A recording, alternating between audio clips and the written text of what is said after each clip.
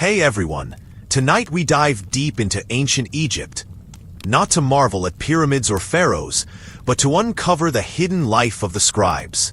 These were the keepers of knowledge, wielding incredible power through their pens, yet trapped by heavy expectations and silent burdens.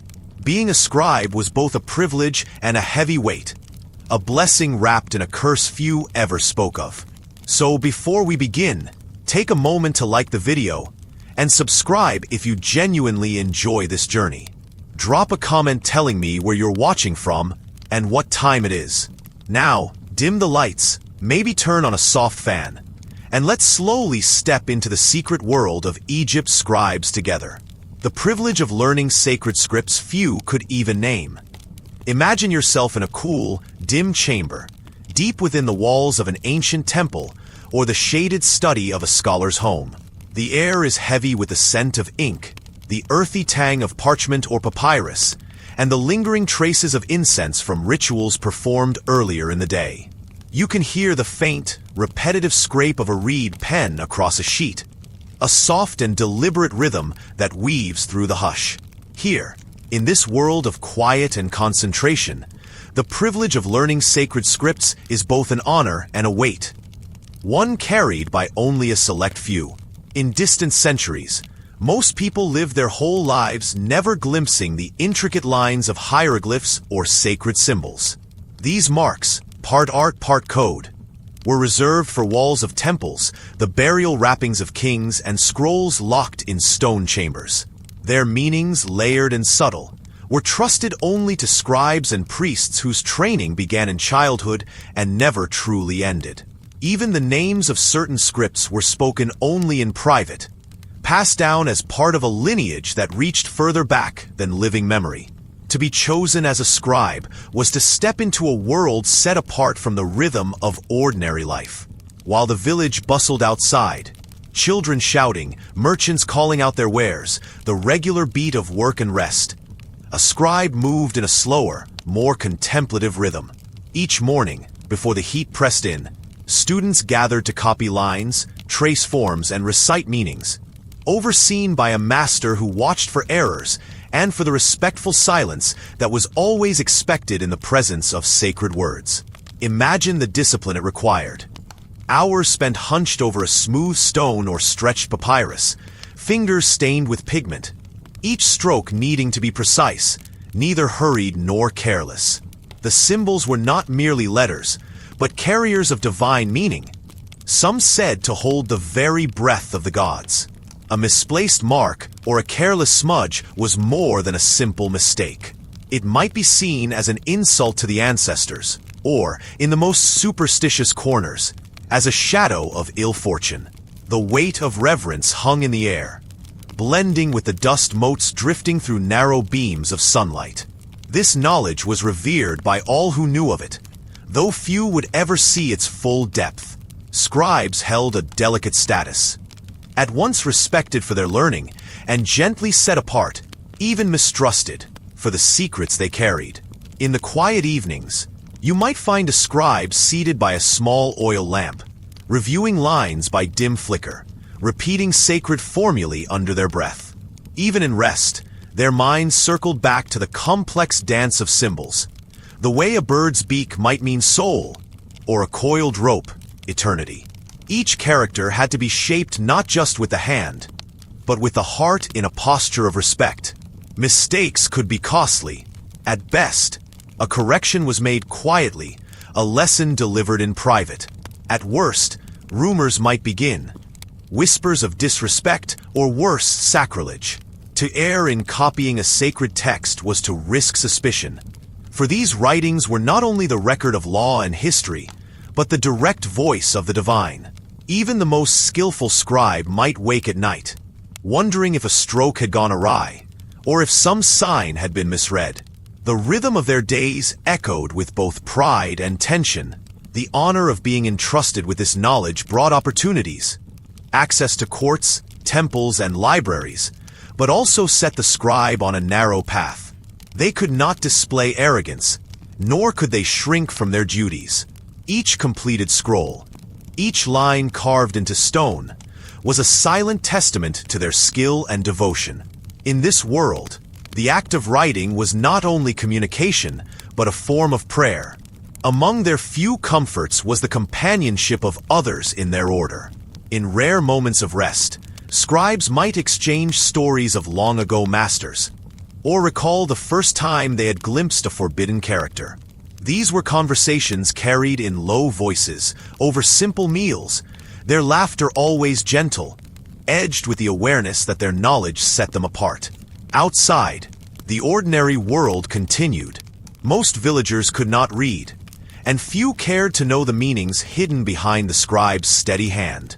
Yet everyone understood that without these secret words, without the prayers, contracts, or sacred tales carefully inscribed, life itself would be poorer, more uncertain, and less secure. The scribe's labor was invisible, but essential, shaping a world most could not see. As dusk settled and the lamps were lit, the scribe's chamber became a small island of light and intention, the symbols marching steadily across parchment, keeping company with dreams and silent fears. With each night, the privilege endured, to know what few could even name, and to carry the weight of sacred scripts with both pride and humility. So, as you let yourself drift towards sleep, imagine the scribe at work, pen in hand, breath steady, guided by tradition and reverence. The world beyond may never know these signs, but in the hush of the scribe's chamber, history and meaning are quietly, carefully preserved for all the generations yet to come. The endless repetition of accounting for grain and tax in scrolls. Imagine yourself beneath the slanting shadows of an ancient administrative hall. Stone walls cool even at midday, the air thick with the faint, persistent scent of ink and papyrus. Outside, the village fields lie golden, the rhythms of planting and harvest unbroken for generations. But inside, a different kind of rhythm unfolds. Here, amid worn tables and low benches, the days of the scribes drift by, measured not by seasons, but by the slow accumulation of numbers and names. Each morning, as the first pale light filters through latticed windows, scribes gather with quiet purpose. Their hands, stained with ink, move steadily across scroll after scroll. Some record sacks of barley, others note the arrival of livestock, or the payment of taxes in coin, cloth, or oil. The scratch of stylus on parchment, the soft rustle as each scroll is unrolled, and the gentle tap of sand to dry fresh ink form the constant backdrop to their work. It is a world of repetition, where the same tallies are checked, recounted, and checked again. Every entry cross-referenced, every column scrutinized. There is a kind of order in this labor, and a status that comes with it. To be a scribe is to hold a place of subtle power, a mediator between farmer and official, between the yield of the land and the demands of the crown. Villagers who approach the tables do so with a mix of respect and apprehension. A miscount could mean a season's hardship. A forgotten tax could bring a visit from the overseer. Scribes learn to read faces as much as scrolls, listening for hesitations, weighing every story of lost sheep or blighted fields with quiet caution. For the scribe, the days stretch long and quietly demanding. The numbers on the page may blur, the weight of responsibility settling deep in the shoulders and the eyes. It is not uncommon to see a scribe pause, blinking into the dim afternoon light, hands resting lightly on the parchment, as if gathering the will to record yet another line. There is comfort in routine, but also an undercurrent of anxiety. Every calculation must be correct. A single mistake could ripple outward, changing the course of trade, sparking disputes, or drawing the attention of superiors whose patience is as thin as the reed pens themselves. At times, the monotony is broken by the arrival of a new tally, an unexpected gift, a debt repaid, a harvest richer or poorer than expected. These moments are brief, quickly subsumed into the endless flow of figures. Each day, new scrolls are added to the shelves, their surfaces dense with careful writing, neat columns, and marginal notes that speak to 1,000 small decisions. each one holding the weight of consequence. The tools of the scribe are simple but precious. A sharp stylus, a well of ink, a sand shaker to blot the wet script, a wooden abacus or a smooth stone for counting. The parchment bears the touch of many hands, its surface polished smooth by repetition. Some scribes whisper the numbers as they write, their voices low and measured, like a kind of prayer. Others work in silence, faces drawn in concentration, the furrow between the brows deepening with every new tally. Outside, the world moves with a different urgency. Carts rattle over stones, merchants call out prices. Children play beneath the watchful eyes of elders. But within the administrative hall, time seems to slow and stretch, the passage of hours marked only by the rise and fall of the sun through high, dust-speckled windows.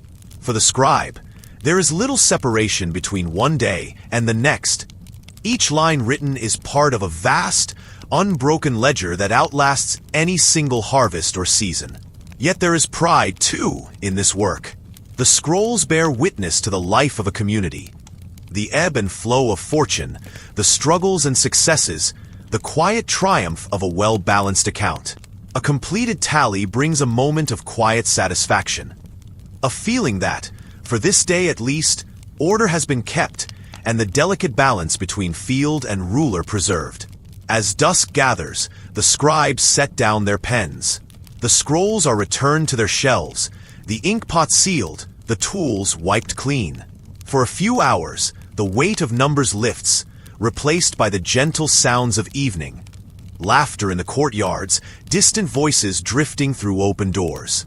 And yet, even in rest, the scribe's mind lingers on the day's work. Was every count precise? Every entry made?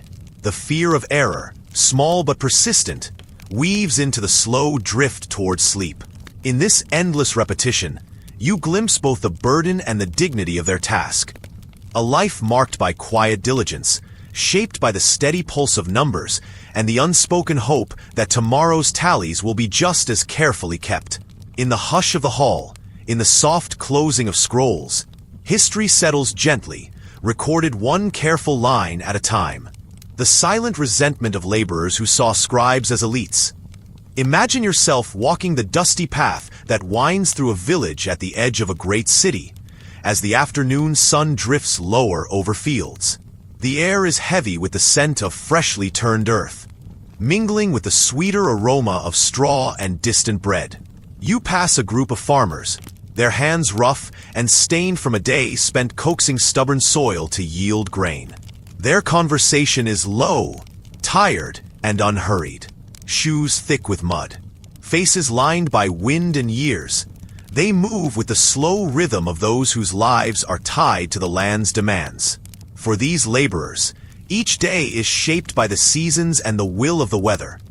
Every harvest a victory over hunger, every tool a companion. Beyond the fields, closer to the market, another figure emerges. Robed in linen, holding a roll of parchment, a scribe steps lightly through the same lanes. His hands, pale and narrow, show no trace of dirt or callus. His ink-stained fingers are the only clue to his labor. And even these stains seem a mark of status rather than toil. The scribe's eyes, alert and cautious, measure every word and gesture. His voice is soft, refined, rarely raised. He walks with a kind of careful reserve, always a little apart from the crowd. In the quiet distance between these worlds, a subtle resentment grows. Farmers, masons, and weavers sometimes pause to watch the scribes pass, their gazes lingering not out of admiration, but of curiosity, even envy. The scribe's work is done in the comfort of shaded chambers, the tools of his trade clean and precise. Stylus, wax tablet, quill, parchment. His labor is measured not in sweat, but in strokes of the pen, not in aching limbs, but in patient thought. Among the laborers, it is sometimes said, rarely aloud, but often enough to matter, that the scribes live lives untouched by hardship, sheltered by the ruler's favor and the walls of learning. Yet this is only one side of the story. If you follow the scribe home at dusk, you will see another kind of tension. The scribe's small chamber is lined with scrolls, the air heavy with dust and ink. Every day is spent recording the demands of merchants, the wishes of magistrates, the taxes owed and paid. Mistakes are costly. A misspelled name, an error in account, a forgotten edict. Any one of these can draw the anger of the overseer, or worse, the ruler himself. The scribe knows that his position is not guaranteed. He is respected but rarely loved, needed but never truly secure. His life depends on the smooth flow of his words and the fragile goodwill of those above him. At court or in the temple, the scribe stands slightly apart. Neither true laborer nor noble. They are trusted to keep the records of the land, to guard the secrets of property and law. But they are also watched closely. Rulers value their skill, but their patience is thin, and their moods unpredictable. A scribe who displeases his master can find himself dismissed with little warning. The knowledge that feeds his pride is also a source of risk. His hands remain clean, but his heart is not free from worry. The laborers sense this unease, though they seldom name it. They know their resentment is quietly returned. When the scribes gather their cloaks tighter and pass with eyes lowered, it is not only pride, but self-preservation. The scribe is aware that envy is never far from bitterness. He knows, too, that if fortune were to change, if the ruler's needs shifted or a new hand took power, he might find himself cast out, as helpless as any farmhand with a failed crop. In the rhythm of daily life, this tension simmers but rarely boils over. In the fields, laborers share bread and stories, their hands moving in easy companionship. At the edge of the square, a scribe pauses to listen, absorbing tales that might one day find their way into the records he keeps. Sometimes, a laborer approaches with a request, a letter to be written, a contract to be read aloud. In these moments, the scribe's skill becomes a quiet bridge between worlds, and the distance between clean hands and calloused palms narrows, if only for a moment. At night, when the village settles and lamps glow behind shutters, both laborer and scribe look to the future with a kind of cautious hope. The laborer dreams of a season with fewer storms, the scribe of a year without the ruler's anger. Their lives, though outwardly different, are both shaped by forces beyond their control, by harvest and hierarchy, weather and whim. Time passes, and the patterns repeat. New laborers are born into the fields. New scribes learn the old signs and careful forms. The resentment lingers, gentle and unspoken, a part of the landscape itself. Yet beneath it all is the simple truth that both lives are woven from the same fabric of uncertainty. A fabric patched by effort, frayed by fortune, and on quiet nights, mended by the hope that tomorrow will be kinder than today. The long hours spent copying texts in dimly lit temple chambers. Imagine yourself stepping softly into the heart of an ancient temple. The air is cool and dry, thick with the scent of stone, old ink, and the faintest tang of oil. The world outside, the noise of markets, the brightness of day, falls away behind you. Here, everything is quiet, slow, and serious. At the core of this world are the scribes, men and occasionally women, who devote their days and much of their lives to a single task: copying words, preserving knowledge, and ensuring that the thoughts of one generation reach the next. Daily life immersion. The scribe's chamber. The scribe's chamber is narrow, windowless, and dim. You can feel the heaviness of the stone walls, designed to protect against dust, wind, and the passage of time. The only light comes from small oil lamps. Flames flicker on low shelves, casting long, shifting shadows on the uneven floor. The lamps give off a steady, gentle warmth, carrying with it the scent of pressed olives and charred wick. Each scribe sits at a simple table, a flat board placed across the knees or resting on stone. Their posture is hunched, shoulders rounded, and neck bent for hours on end. A reed pen is held with precision, its tip dipped carefully in dark ink mixed from soot and gum. Before them lies a roll of papyrus, sometimes fresh and pale, sometimes already yellowed by the years. The work is slow. Each letter is drawn with careful deliberation. The brush of pen against papyrus almost inaudible. The only other sounds are the quiet clearing of a throat, the shuffle of a sandal, and the faint drip of oil from a lamp. Every so often, the scribe pauses to blink or stretch tired fingers, but rarely does the work truly stop. The daylight outside passes unnoticed. Biography/event. The life and weight of the task. Many scribes come to this work as children, trained by elders who guard the secrets of language and record-keeping. The discipline required is immense. One mistake, a line out of place, a word copied wrongly, could mar a sacred text or confuse a lineage for generations. And so, the scribes develop habits of deep concentration, working hour after hour beneath the wavering light.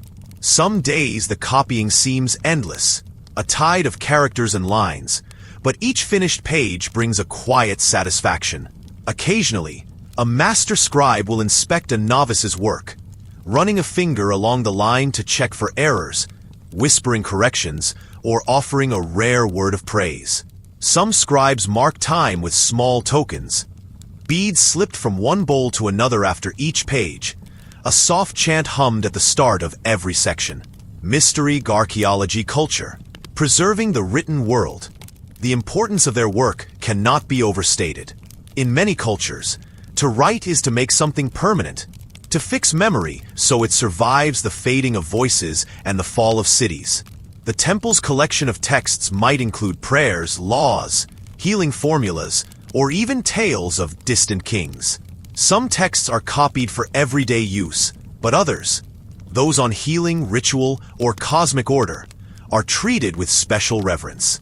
In some chambers, walls are lined with shelves filled with bundles of papyrus, each tied and labeled.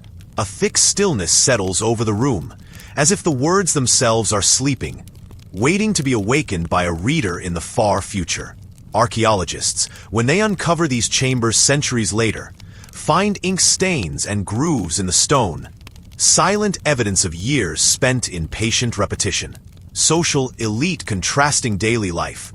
The scribe's quiet status. Scribes are respected, but their lives are rarely luxurious. Their reward is the trust placed in them and the knowledge that their hands preserve what matters most. Outside the chamber, daily life might be loud and unpredictable, but within these walls, the world shrinks to the width of a page and the reach of lamplight. While priests and nobles come and go, a scribe remains a steady presence. Unseen, perhaps, but vital. Sometimes, those who can read or write are few. Their skill sets them apart, but also binds them to an endless, often lonely, task. In the evenings, a scribe may step out into the temple's cool courtyard, rubbing tired eyes, the world outside blurring after hours of narrow focus. Yet, most return the next day, drawn back by duty, habit, and the rhythm of quiet industry. Conclusion: the enduring light of words. So, as you rest, picture the scribe's chamber.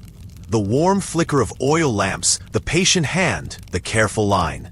Each letter laid down in dimness was meant to outlast even the brightest day.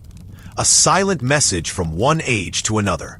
In their devotion, these scribes gave us not only stories and laws, but a gentle reminder that in quiet effort, under the humblest light, human knowledge is preserved, line by steady line. Let the hush of their work settle around you. The world beyond the temple fades. The soft, repetitive motion of pen to page, the glow of the embers, and the weight of history become your own gentle comfort as night deepens, and you drift quietly into sleep. The fear of errors in funerary texts bringing curses upon families. Imagine yourself among the dust and hush of a world where every word carved in stone was meant to last for centuries. Where the boundary between this life and what might come after was marked by a careful line of script. Across countless ancient societies, the transition from the living world to the realm of the dead was never simply a matter of burial. It was a passage guided, protected, and made meaningful by the words that accompanied a soul's journey. In these moments, the act of inscribing funerary texts, whether on tomb walls, grave markers, or scrolls tucked into burial wrappings, became a responsibility heavy with consequence. You might picture a scribe at work in the flickering light of an oil lamp, reed brush in hand, painstakingly copying verses onto papyrus or soft clay. The tools are simple, but the expectation is not. Every line must be precise, every character in its proper place. The work is silent but tense. Each word is believed to shape the fate of the departed, serving as both guide and shield as the soul faces the perils and trials of the afterlife. In some cultures, the text might take the form of prayers or spells, designed to instruct, protect, or even persuade the divine. Within this ancient worldview, errors were not merely embarrassing, they were seen as dangerous. The tiniest omission, a name misspelled, a blessing left unfinished, a ritual formula miscopied, was thought to create gaps through which misfortune could slip. The gods, after all, were believed to be exacting and watchful, attuned to every letter, every invocation. To anger them through carelessness risked not only the fate of the soul, but the standing of the entire family.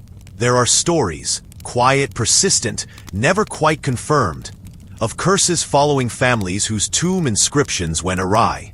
A name missing from a list of ancestors, an epithet miswritten, a protective phrase reversed in haste. Each mistake opened a door for misfortune. Illness in the household, crops that failed to thrive, children who fell ill for reasons no healer could explain. The responsibility weighed on everyone involved. The family who commissioned the text, the scribe who shaped each word, and even the artisans who carved the final lines into stone. Imagine, too, the rituals of checking and double-checking. In some traditions, a scribe's first draft would be carefully reviewed by elders or priests, their eyes moving slowly over every curve and stroke.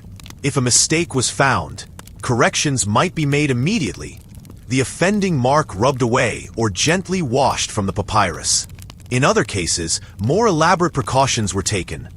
Prayers for forgiveness, ritual offerings to appease the gods, small gestures meant to show humility and sincere intent.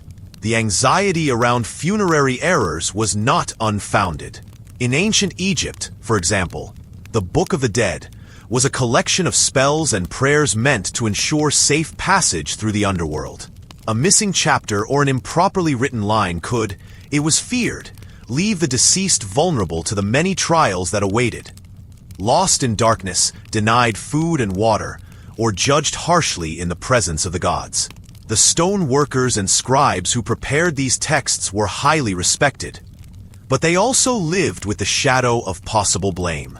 A scribe whose mistake was uncovered might see his reputation falter. Stories could follow his family for generations. In other cultures, similar anxieties appear.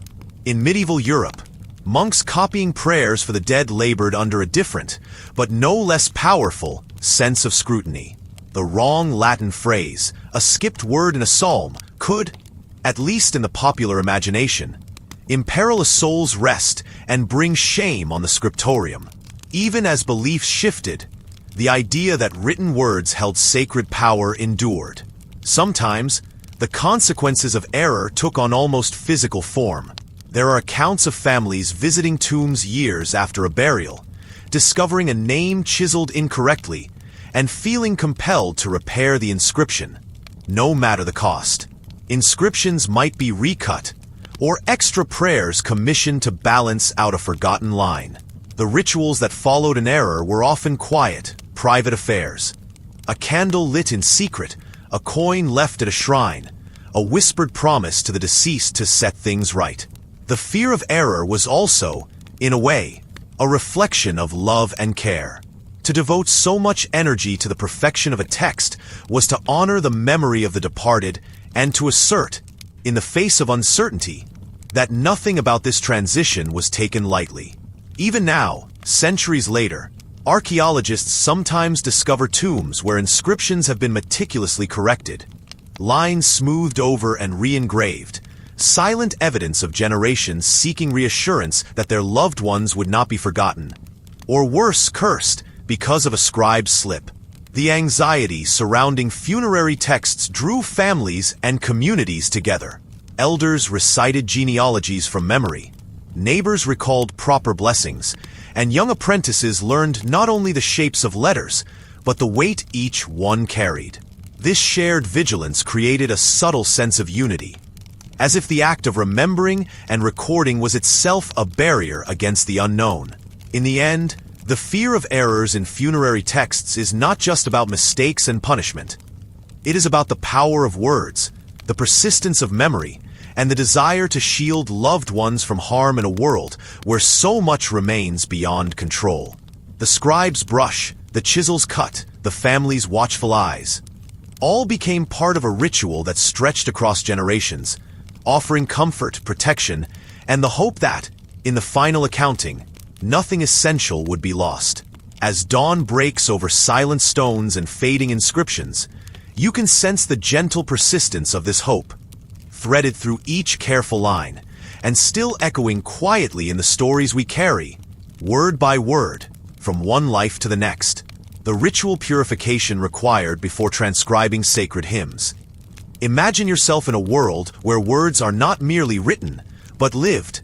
A world where language is believed to hold power, and every letter has meaning beyond what the eyes can see. The morning air is still, carrying the faint scent of cool stone and well-swept floors. In a secluded chamber, far from the hum of daily life, a scribe prepares to begin the day's most important work, the transcription of sacred hymns. But before pen ever touches parchment or reed meets papyrus, a ritual must be observed. The scribe's hands, accustomed to careful labor, move with quiet intention. A basin is set nearby, filled with clean water, its surface unbroken and reflecting a narrow beam of sunlight from a high window. There is no hurry here, only the slow rhythm of a tradition repeated countless times, morning after morning. The act of washing is simple, almost meditative. Fingers are dipped, palms are rinsed, cool water running along wrists and knuckles, cleansing the dust of daily life. It is more than habit. It is a quiet gesture of reverence, a way of drawing a boundary between the ordinary and the sacred. The world beyond the chamber, its noise and distractions, seems to recede with each gentle motion. Even the breath slows, steadying in time with the flow of water. After drying hands with a linen cloth, the scribe stands quietly and recites a prayer. The words are soft, familiar, a song that has echoed through the years. They are not hurried, but savored, a reminder that every hymn to be copied is more than a record or memory. Each text is, in the eyes of the faithful, a living connection to the divine, a thread binding the scribe not only to tradition, but to all those who came before and all who will come after. In this calm space, the scribe's mind settles. There is a gentle repetition in these moments. The coolness of water, the hush of prayer, the feel of clean hands ready to work. The tools of the craft are gathered carefully. A reed pen, trimmed and tested. Ink mixed with care. The parchment or papyrus, smoothed and set in place, awaits the first line. Before anything begins, the scribe's posture is one of respect, a humble recognition that what is about to be copied is not just information, but something sacred and alive. The act of transcription itself is slow, measured, and deeply attentive. Each word is shaped with intention, each line a quiet offering. The scribe takes care to avoid mistakes, knowing that any error could be seen as more than a simple oversight. It could be viewed as a mark of disrespect, a lapse in the solemn chain connecting humanity and the divine. If a mistake does occur, it is corrected with great care, sometimes accompanied by another prayer, and always with a return to that spirit of humility. This daily rhythm brings comfort. The process of purification and prayer is not only a duty, but also a refuge, a way to create order, to invite peace, to prepare the mind for the weight and beauty of the hymns themselves. For some scribes, these rituals become a kind of meditation, a slow entrance into the quiet heart of devotion. Outside the chamber, life continues. Footsteps echo in distant corridors, the marketplace stirs, the world's noise never truly far away. But here, within the ritual, time feels different, slower, softer, held in gentle suspension. In the hush that follows the final prayer, there is a sense of readiness. The scribe's hand hovers above the parchment. The ink glistens in the soft light. The hymns to be copied may be ancient, yet in this moment, they feel new, alive in the careful movements, the whispered words, the silent awe that fills the room.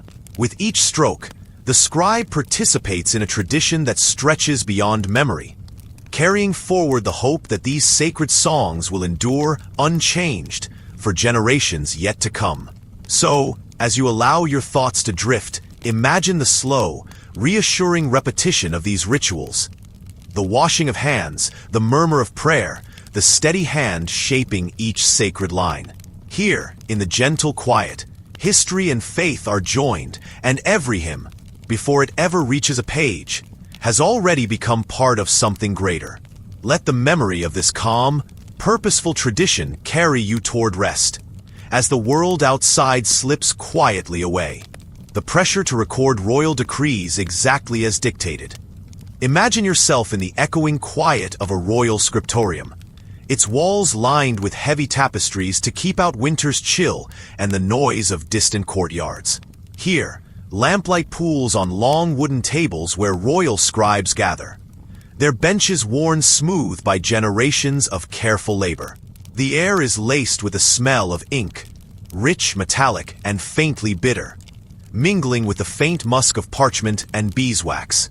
In this cloistered world, a hush prevails, broken only by the soft scrape of quills and the rhythmic exhale of men and women caught in the act of shaping the law itself.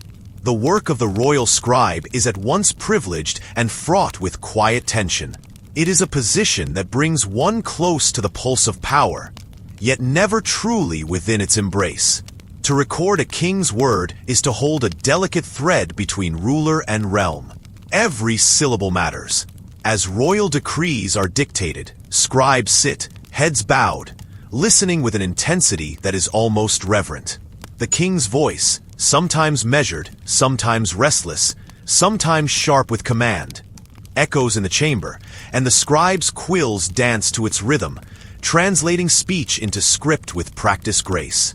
The pressure is silent but immense. Each word must be captured exactly, each clause unbroken, each mark of punctuation placed with careful intent. A single misplaced flourish, a stroke too long or a dot too faint, can shift meaning, creating ambiguities where none were meant. And in a world where royal edicts determine the fate of towns, lands, and people, ambiguity is not a luxury anyone can afford. The smallest error can ripple outward, sparking confusion, anger, or, in the worst of cases, suspicion. For the scribe, the risk is more than a reprimand. A mistake in the scroll might be interpreted not as accident, but as rebellion or defiance, a challenge to royal authority. As you settle into this world, you sense the double burden of the scribe's life. There is honor, yes, the dignity of trusted work, the pride in a job done precisely and well. Yet beneath it runs a thread of quiet anxiety, a knowledge that each decree is more than ink on vellum. It is the living record of the king's will, and the king's patience is as thin as the parchment itself. There are stories, whispered after lamplight dims, of scribes who fell from grace over a single wayward phrase, their families drawn into the web of consequence, the memory of a miswritten word outlasting even the decree itself. To manage this pressure, scribes develop rituals of focus and care. Before the king enters, they lay out their quills, line up their inkpots, test the parchment for the faintest imperfection. Some recite quiet prayers, hoping for a steady hand and clear mind.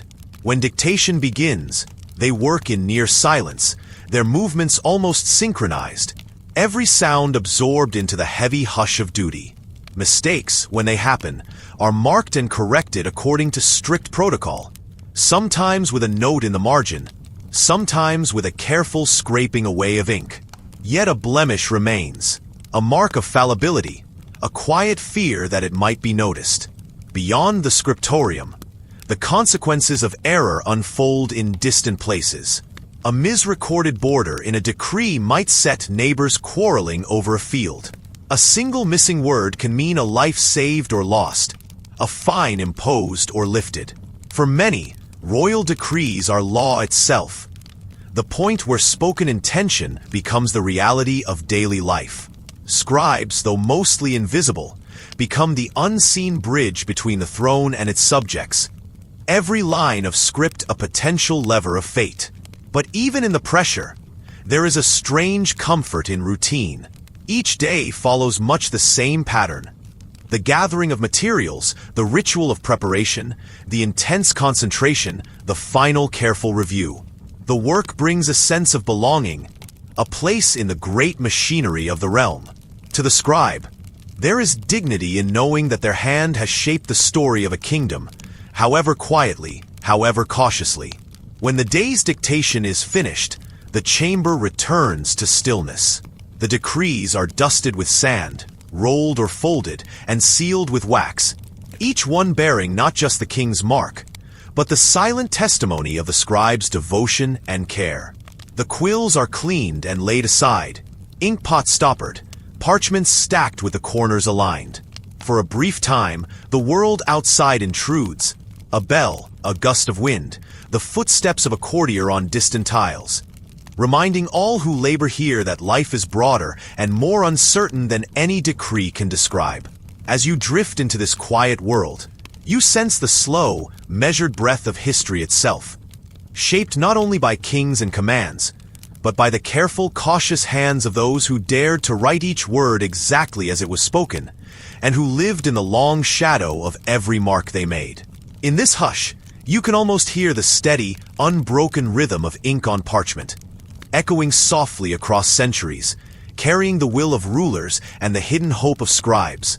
That words, once set down, will endure, faithfully, precisely, and always with care. The blessing of access to knowledge sealed behind palace doors.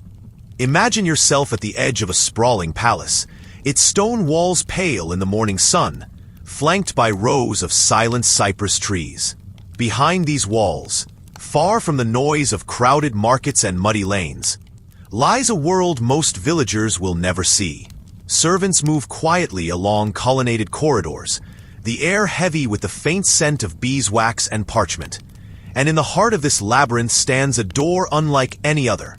A door that marks the entrance to the palace archives, where knowledge itself is kept under careful guard.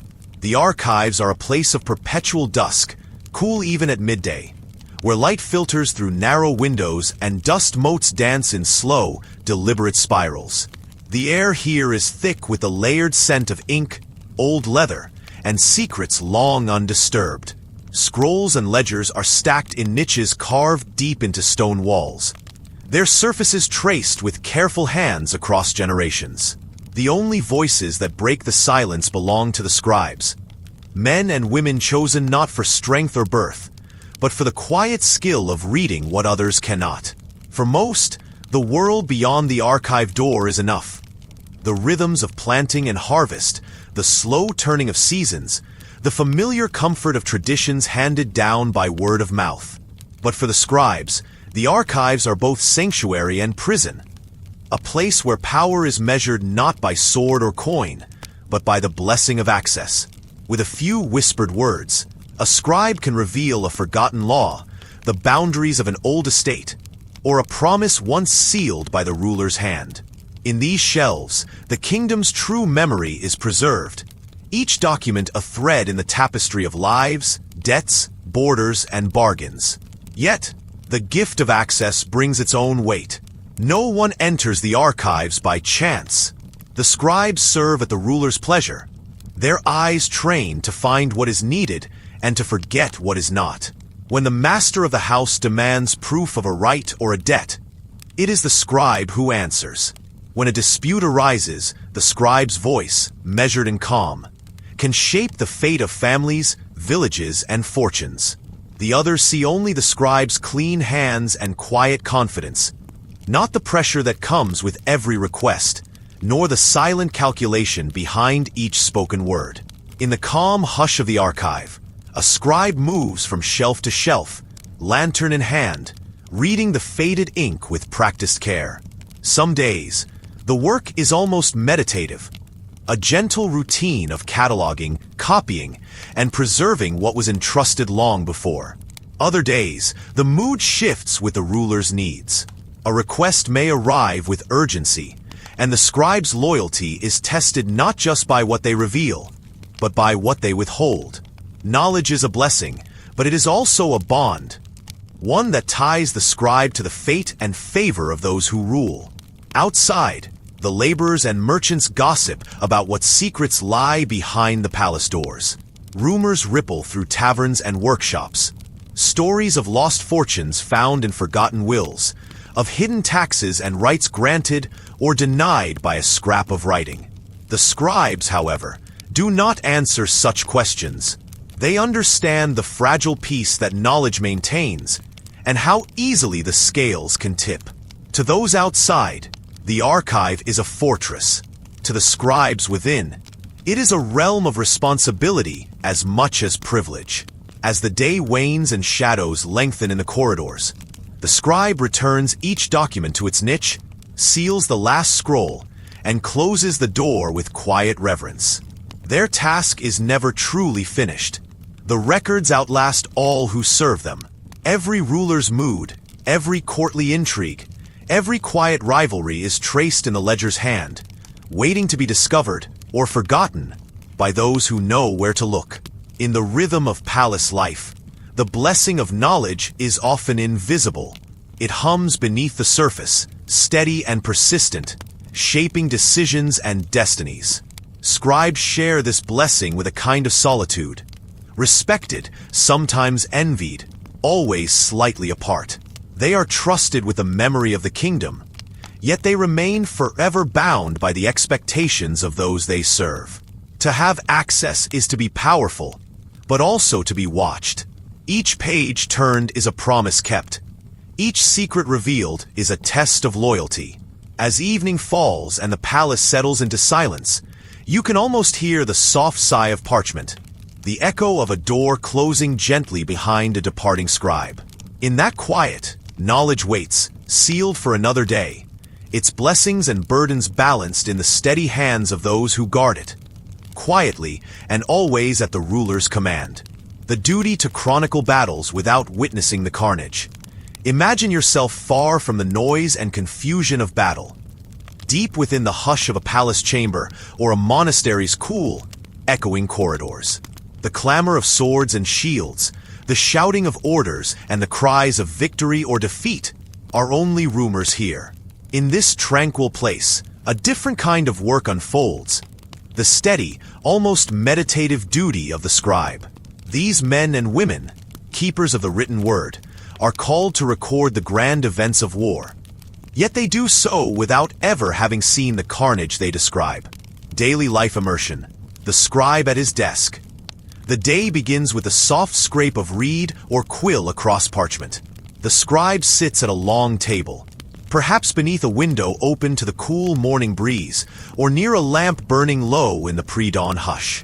Sheets of paper, bound in stacks or unrolled across the desk, wait patiently for the story of the latest campaign. The scribe's hands are steady, ink stains familiar to his fingertips. There is a gentle order to his world, a rhythm to the work. Receive a messenger, listen to hurried words, and then, alone, shape them into something lasting. Rarely does the scribe hear more than fragments. Lists of the fallen, accounts of cities taken, tales of heroic deeds told by those who survived. The real noise and chaos of the battlefield are always distant, filtered through memory, pride, or the need to flatter.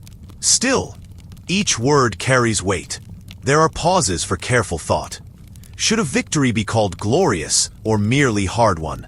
Should a defeat be softened A retreat described as a strategic withdrawal? Biography/event. Praised for beauty, haunted by doubt. To be a scribe in these times is both an honor and a burden. Their chronicles are read aloud in the Great Hall, admired for their elegant script and precise arrangement. Lords and commanders may nod in satisfaction at a well-turned phrase or a list of enemy casualties that seems just favorable enough. Yet the scribe sometimes hesitates. He knows that messengers exaggerate, and that defeat is rarely as neat as a line on a page. Some details are lost in the telling, others shaped by politics or pride. There are moments, late at night, when the scribe reviews his own words by candlelight. He considers what he's written. The line about a valley strewn with banners, or the phrase, "not a man lost in the crossing." Sometimes he remembers the way a soldier's hand shook as he spoke, or how the commander's face tightened when pressed for details. He wonders quietly if the full truth could ever be written, or if every chronicle is a tapestry of facts, hopes, and silences. Mystery archaeology culture. The limits of second-hand history. Modern scholars and archaeologists, reading these chronicles centuries later, sometimes marvel at their detail or question their reliability. Discrepancies between sources are common. The same battle described as a great victory in one record and as a desperate retreat in another. Historians debate. Was the scribe simply repeating what he was told, or did he quietly edit the tale to suit his patron's needs? Occasionally, hidden notes or alternate drafts are found, suggesting moments when a scribe hesitated, weighing honesty against duty. But there is more than caution at work. In the absence of first-hand experience, the scribe often turns to his craft for comfort. He describes the banners flying in the breeze, the glint of armor at sunrise, the solemn return of the wounded. Even in uncertainty, his words create a kind of order, a way for those far from the field to imagine the sweep of events, the gravity of loss, the fleeting joy of victory. Social elite, contrasting daily life. Quiet authority, gentle distance. The scribe's life is both central and remote. He moves in spaces of privilege, near power, but not of it. He is trusted to preserve official memory, yet always at a gentle remove from the violence itself. While warriors bear the scars of battle, the scribe's burdens are quieter. Tired eyes, an aching hand, and the knowledge that what he writes will one day become truth for people he will never meet. His reward is seldom material. There may be a nod from a noble, a warm seat by the fire, a little extra bread. More often, there is simply the satisfaction of work well done. A beautifully inked page, a record that will outlast him, even if no one remembers his name.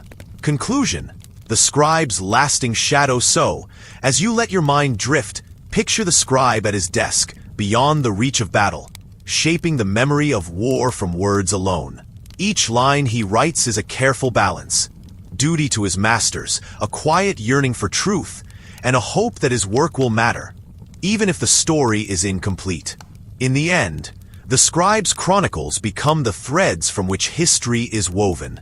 They remind us that even when we cannot witness events ourselves, there is meaning in the attempt to record, to remember, and to pass stories on. As the scribe lays down his pen and the chamber fades into silence, history waits, uncertain, unfinished, but still alive in the soft, enduring light of words. The secret tension between scribes and priests over authority.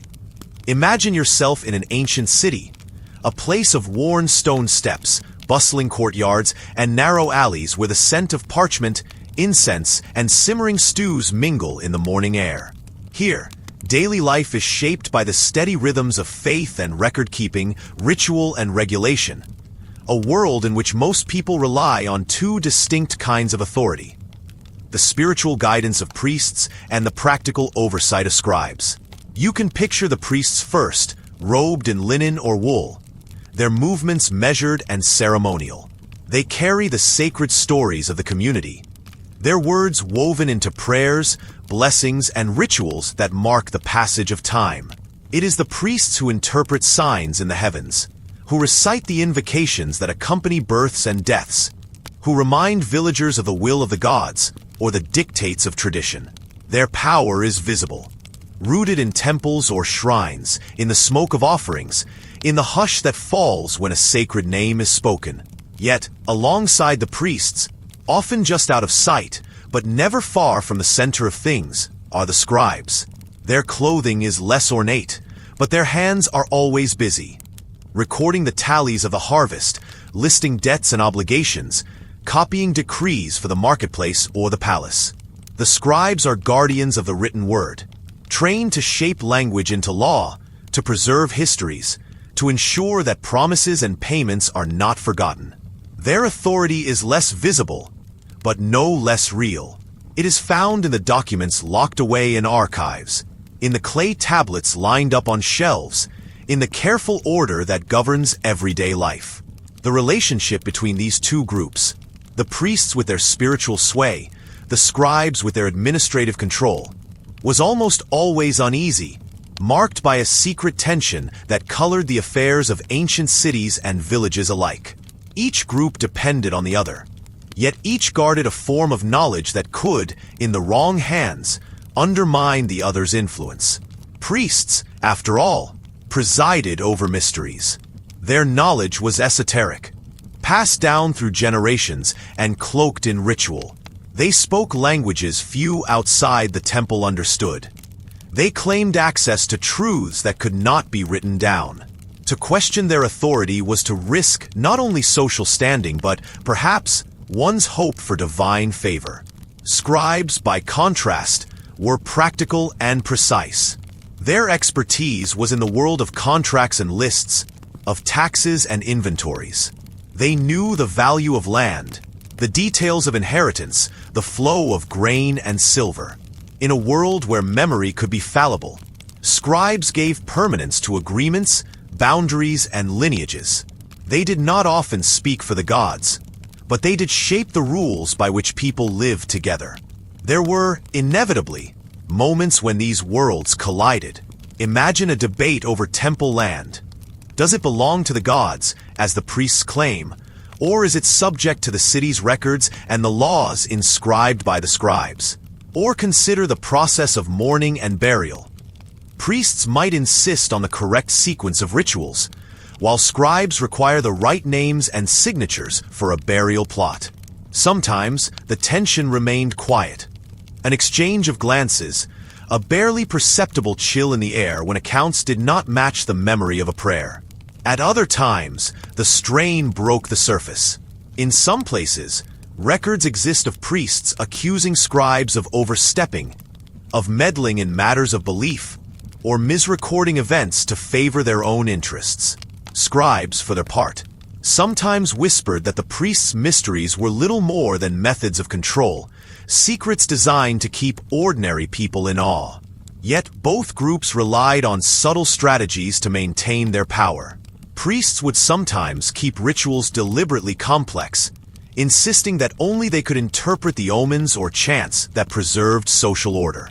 Scribes, meanwhile, might devise new systems of accounting, new legal formulas or scripts that placed administrative knowledge just out of reach for those who lacked training. For the ordinary people, the result was a society balanced, sometimes precariously, between these twin authorities. To build a house, to marry, to settle a dispute, one might need the blessing of a priest and the seal of a scribe. The rhythm of daily life was shaped by the need to navigate both worlds, to respect both the visible and the invisible lines of power. Archaeologists sometimes find traces of this tension. Lists of temple offerings corrected in a scribe's hand, marginal notes hinting at disagreements, or accounts where the language of ritual and the language of law are interwoven, never quite merging, always holding a subtle distance. In old letters or records, the voices of both groups can still be heard, each quietly defending its domain. Over time, the balance sometimes shifted. In some periods, priests gained influence, claiming new authority over education or even administrative roles. In others, the rise of new forms of government gave scribes greater sway. making written law more important than spoken tradition. Yet the fundamental tension endured, woven into the fabric of everyday life. Imagine, as night falls over the city, both the priest and the scribe returning to their separate quarters. Each reviews the events of the day, one in silent prayer, the other by candlelight, checking a list of accounts. Their coexistence is not friendship, but an understanding. The city needs both prayer and record, ritual and order. The rhythm of their rivalry is steady, familiar, and in its own quiet way, reassuring. In the gentle space between these two kinds of power, the community found its way, negotiating, remembering, and forgetting as life continued beneath the gaze of both gods and law. The physical strain of holding reed brushes over long hours. Imagine yourself in a small, sunlit chamber where dust motes drift lazily in the golden light, and the hush is broken only by the faint rustle of parchment or the slow, rhythmic scratch of a reed brush. The scribe sits at a low desk, sometimes a simple board set upon knees, sometimes a carefully crafted table, surrounded by rolls of papyrus, pots of ink, and the faint, earthy scent of pigment and paper. Though the status of the scribe is high, the realities of their work are humble, measured out in the slow, physical cost of each written word. Day after day, the scribe's hands curve around slender reeds, their fingers stained with black and red, gripping just tightly enough to guide the fine tip across the surface. It is delicate work, demanding both strength and restraint. Over hours, the position never truly changes. Wrist hovering, hand flexed, the same movements repeating, line after line, character after character. At first, the rhythm is soothing, almost meditative, a quiet companion to the mind's focus. But as the hours stretch on, the toll becomes clear. The fingers begin to cramp, muscles stiffening and resisting each new stroke. The scribe pauses, stretches them gently, but soon returns to the page, driven by duty and habit. The palm grows warm and sore. A thin ridge forms where the reed has pressed, leaving a subtle mark that lingers long after the work is done. Some scribes develop small calluses along the side of the hand, almost invisible but unmistakable to the touch, a quiet badge of their trade. Imagine the back, bent over the desk from morning until dusk. Pillows or mats offer little comfort against the gradual ache that settles between shoulder blades and at the base of the spine. In this world, there are few options for relief. No ergonomic chairs, no pauses for long walks. Instead, the scribe learns to shift, to find moments of relief in small, careful adjustments. Still, the body remembers. By evening, the dull ache is as much a part of the scribe's day as the ink stains or the gentle rasp of papyrus.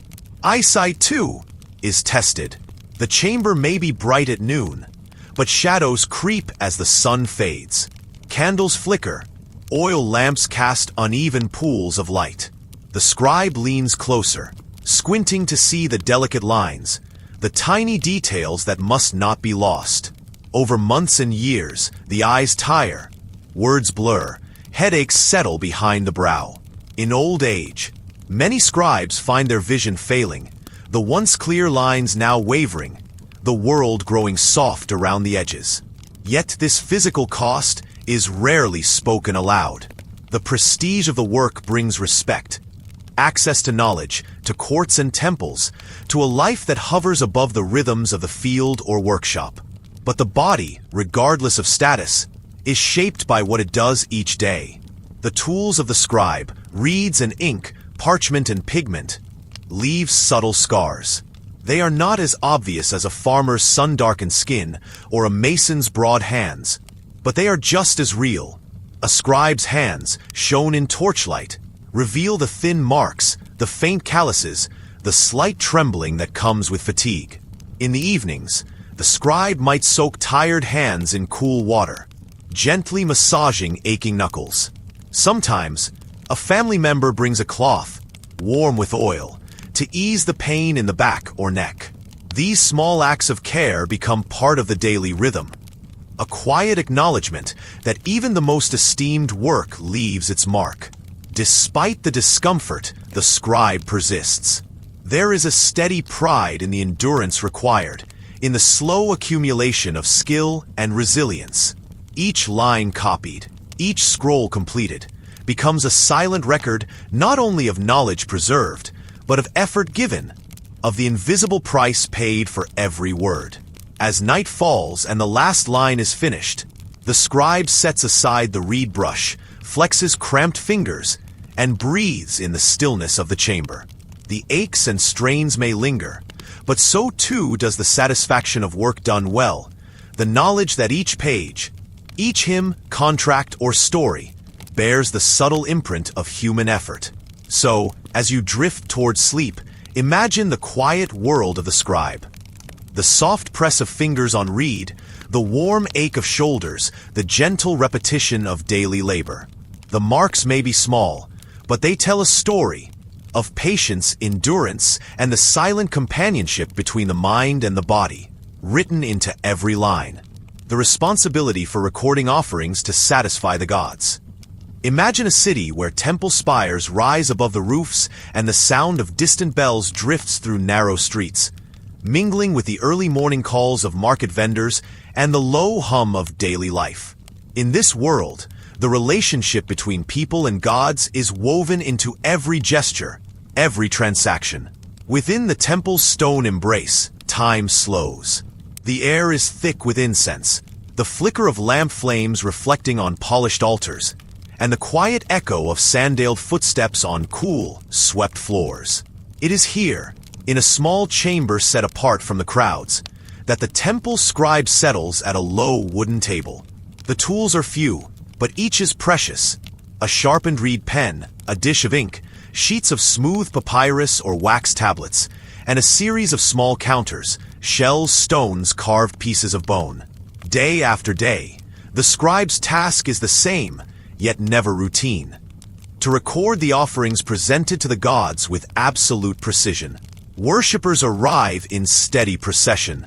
Some are wealthy, bearing bolts of cloth, fragrant oils, or gleaming vessels. Others bring humble bundles of barley or a handful of dates. Each gift set on the altar with a whispered prayer, a hope for rain, healing, or safe passage. As each offering is made, the scribe observes with practiced calm, eyes noting every detail. The weight of grain, the color of oil, the sparkle of a precious stone. With each act of devotion, the scribe's pen moves in gentle, steady lines, building a silent record meant not for human eyes alone, but for the gods themselves. The responsibility is profound. In these pages or tablets, the boundary between earth and heaven is drawn and redrawn, each entry a testimony to faith and duty. A single error, an offering omitted, an amount confused, could be read as neglect, disrespect, or even theft. Some believe that the gods themselves peer down to see that every gift is honored. The smallest discrepancy might invite not only the suspicion of priests and superiors, but the far more troubling possibility of divine displeasure. It is said that famine, drought, or sudden misfortune might follow, their origins traced back to an incomplete tally or a miscounted measure. To ease this burden, scribes develop quiet rituals of accuracy and concentration. Before each session, a scribe might murmur a brief invocation, seeking clarity and a steady hand. Each entry is double-checked. Figures are counted aloud, then marked with pebbles or shells before being committed to the page. When a particularly lavish gift is given, another scribe or a priest may stand nearby, observing, confirming, sometimes even repeating the account aloud to ensure nothing is missed. The work requires patience and a steady temperament. Outside, the temple buzzes with the activity of festivals, processions, and everyday worship. But here the focus narrows to the slow, rhythmic movement of pen across papyrus. The hours slip by, marked only by the changing light and the soft rustle of offerings set before the altar. Some days, the work feels endless. Grain counted measure by measure, incense weighed on small, careful scales. each coin or jewel held up to the light. Yet in this repetition, a sense of sacred duty grows. At the end of each day, the tallies are reviewed, sometimes in the presence of senior priests. Scrolls are tied, seals pressed into soft wax, and the records stored in cool chambers where they will rest for years, sometimes centuries. The scribe's name, inscribed in the corner, carries both pride and risk, a mark of trust, but also a target should any error be discovered. Even in rest, the scribe may lie awake, mind running over columns and sums, searching for reassurance that nothing was missed, nothing left to chance. Despite the tension, there is dignity and comfort in this work. To be the recorder of offerings is to serve as both witness and participant in the community's relationship with the divine. The offerings themselves, simple or splendid, reflect a tapestry of hopes and fears, gratitude and longing, each one entrusted to the careful hand of the scribe. Over time, these lists form a quiet archive of belief, chronicling the life of a people and the rhythms of their worship. So, as you imagine this chamber, dim, incense-scented, filled with a soft scratch of pen on parchment, you sense how history rests not only in great deeds, but in the steady, unnoticed diligence of those who record the world as it unfolds. In these lists, carefully kept and quietly guarded, the bond between mortals and gods is preserved. One offering, one entry, one day at a time. The privilege of education balanced against lifelong obligation. Imagine yourself in a time when the world's secrets were written in shapes and strokes that most eyes could not decipher. In a village near the edge of a winding river, you might notice how the sounds of daily life, the ring of a blacksmith's hammer, the calls of herders, the laughter of children, flow around a quiet building set slightly apart from the rest. This is the place where, behind simple doors, a rare privilege unfolds. The privilege of learning to read and write. Inside, a handful of children sit on reed mats, back straight, eyes intent on the marks drawn carefully in dust or clay. The air is thick with the smell of ink and wax, the faint dust of chalk, the quiet tension of concentration. For most families, the prospect of sending a child here is not even considered. Labor is needed in the fields, at the loom, or tending fires at home. Only a few, sometimes by fortune, sometimes by a parent's sacrifice, sometimes by a patron's gift, are chosen for this path. For those selected, education is both a doorway and a binding.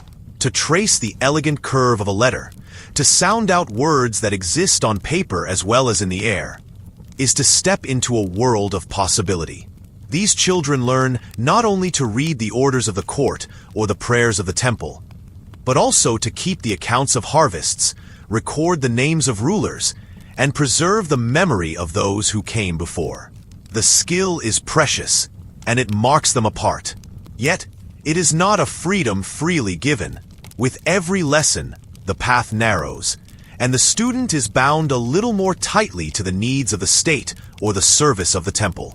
Years pass, and the students grow into scribes, men and women with knowledge that others must trust, and power that others may quietly resent. The scribe's hands remain clean, the nails unbroken by plow or blade, but the price for this gentleness is lifelong service. From the day a child learns to write their name, they are entered into an unspoken contract. The palace or the priest may change, but the scribe's role does not. When the bell rings in the temple, or a decree echoes through the city, it is the scribes who record, copy, interpret, and relay. Their labor is invisible, but it is constant, and it is owed. There are moments of quiet pride. To be called upon to read a law aloud before the assembled elders, to record the agreements that shape a village's fate, or to preserve the birth and death of a generation in ink and parchment. These are honors that few can claim. The scribe stands at a crossroads of memory and power, holding a key to doors that others may never see. And yet, for all this, the scribe's path is not their own. They cannot easily refuse a command or abandon their desk for a life of wandering. Their days are marked by duty, their nights spent copying texts by candlelight, always with a knowledge that to turn away from service is to betray the gift of learning itself. Among the laborers and merchants, the life of a scribe might seem enviable. Shelter from weather, respect from peers, a place at the table during festivals.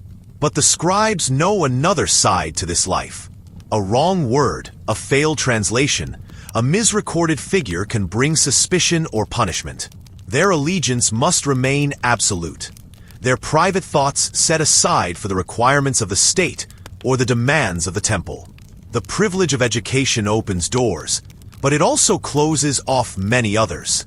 Some evenings, you might see a scribe standing at the edge of the river, gazing at the far bank where the children play or the farmers walk home. In that silence, there is sometimes a longing, a memory of choice, of paths not taken. Yet the scribe turns back toward the lamp-lit study, drawn by duty as much as by pride. The marks on the page, the rituals of language, have become both a comfort and a boundary. The villagers, for their part, accept this arrangement as part of the rhythm of life. Just as the smith cannot leave his forge, or the shepherd her flock, the scribe belongs to the scriptoria, the archives, the halls of record. The world relies on these boundaries to function, and so the scribes, while privileged, also serve as anchors, silent, steady, bound to the words that outlast them. With each generation, the pattern repeats. A new child is chosen, the letters taught once more, the quiet obligations explained in low voices. The freedom promised by education is real, but it is never absolute. The privilege is balanced always by the weight of expectation, a gentle but unyielding chain that links one life to the next. And so, in the gentle turning of days, scribes move between blessing and burden, their lives a quiet testament to the enduring power of words and to the unspoken contracts that shape every society. Doors opened by learning, and doors quietly closed by the price that knowledge demands. The pressure to create documents that could outlast centuries. Imagine yourself in a quiet chamber where the air is thick with the scent of parchment, ink, and the subtle trace of candle wax. The walls are lined with scrolls, clay tablets, or bundles of folded papyrus, each carefully stacked, each bearing the patient marks of a scribe's hand. Outside, empires rise and fall, but within these walls, time seems to stretch and condense, as if every moment is lived with one eye turned to a distant, unknowable future. In this world, every letter matters. To be a scribe is not merely to record the present. It is to send a message forward to people you will never meet. The room is quiet. The only sounds the faint scratch of pen on parchment and the soft, steady breath of someone who knows their work is meant to endure. Daily life immersion. The act of writing for eternity. The rhythm of the scribe's day is slow and methodical. Each morning, a fresh scroll is unrolled, a clean tablet placed upon the table. The tools are simple, brushes, reeds, carefully mixed inks. Yet the work is anything but. Every stroke of the pen is deliberate. Every character chosen for clarity and permanence. The materials themselves are prepared with care. Papyrus pressed and dried in the sun, vellum scraped until smooth, clay tablets fired in kilns to withstand centuries of neglect or disaster. You can almost feel the tension in the air as the scribe leans forward, hunched over the desk. There is pride in each neat row of characters, but also a gentle fear. A hope that nothing will be smudged, nothing miscopied, nothing lost to haste. Mistakes are painstakingly erased or scraped away, for a single error could echo down generations. The day passes in near silence, save for the movement of hands and the occasional sigh, as if the weight of history itself presses down upon each word. Biography/event, living with a burden of legacy. Some scribes recall the first time they saw a document written centuries before. A brittle papyrus fragment, an inscription chiseled into stone. The thought that their own words might survive so long is both humbling and daunting. Elders teach the importance of precision. Write as if the gods themselves will read your words.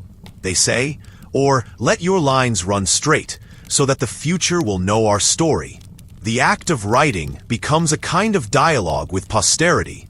Some scribes add small notes in the margins, brief greetings, gentle warnings, or hopes for the well-being of those yet unborn. Others feel a private anxiety, knowing that every careless slip, every rushed phrase, might shape how entire generations are remembered. The greatest fear is that their work will be lost, destroyed by fire or flood, forgotten in the turmoil of war, or simply left to crumble in the dark. And so, each day, the scribe returns to the desk, determined to create something that might last, to offer a thread that connects their present to an unknown, far-off tomorrow. Mystery archaeology culture. Documents as bridges across centuries. Archaeologists today marvel at these ancient records, still legible after hundreds or thousands of years. There are scrolls buried with kings, laws inscribed on monuments, prayers hidden in temple walls. Each one is more than information. It is a voice, a fragment of daily life, a glimpse into hopes, fears, and dreams once thought ordinary. Some inscriptions are meant for the divine, pleas to gods or blessings for the dead. Others are simply practical, lists of harvests, contracts, recipes, or the minutiae of everyday life. Yet all share a single trait: the pressure, sometimes unspoken, to endure. Scribes sometimes included protective invocations, words meant to shield the text from decay or erasure. In this way, writing itself became a kind of magic, a promise that what mattered would not be lost. Social elite, contrasting daily life, for whom the words endure. Not all documents were grand or official. Some were written for kings and priests, others for merchants, farmers, or even children learning their first characters. In wealthy households, scribes might spend weeks illuminating a single manuscript with color and gold, while in small villages, a lone scribe might scratch a family's name onto a rough piece of pottery. The need to endure, however, was shared by all. Even those who could not read often understood the value of a mark, a signature, a story fixed in ink or stone. The work was both public and private. A beautifully written scroll might be paraded at ceremonies or locked away in a dark archive, untouched for centuries. Yet every word was written with the same careful hand, the same quiet hope, that it would survive storms, war, and the slow decay of time. Conclusion: the gentle comfort of legacy. So, as you rest, imagine the scribe by lamplight, alone, yet surrounded by invisible company. The act of writing becomes an act of faith, a hope that some fragment of the present will reach across the centuries to comfort, instruct, or simply remind future readers that someone was here, someone cared.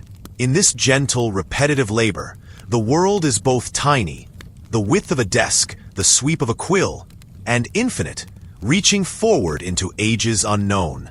Let this quiet ambition linger in your mind, that each mark, each carefully chosen word, might echo long after the hand that made it is gone, and that the hope for endurance is itself a kind of legacy, soft and steady as the turning of years.